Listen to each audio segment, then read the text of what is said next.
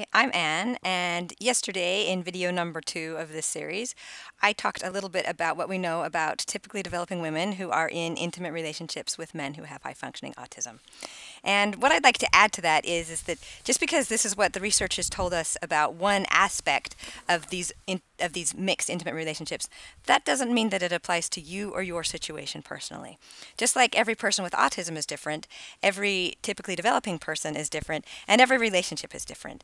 And research can tell us about generalities, but it can't tell us about you specifically. Your narrative is your narrative, and how you got to where you are has a lot to do with your life and where you were before you chose your intimate relationship. And where you are today is a culmination of all of those many, many different factors which no research project can tell you about.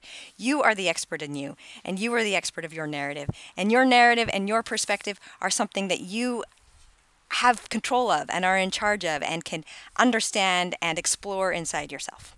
And I just want to share that that message, just like the result of all of this is, of however you got to where you are today, is that you are in a mixed relationship. And that means since there's one typically developing person and one person with ASD, you have communication incompatibilities that typically developing people who are in relationships with other typically developing people aren't going to have, and that they're not going to be able to understand.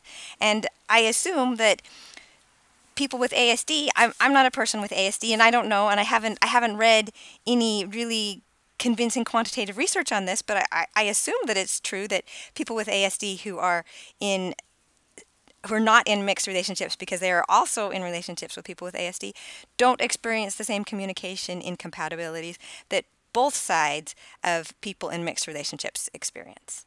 So this is video 3, and I'll be back soon with video number 4.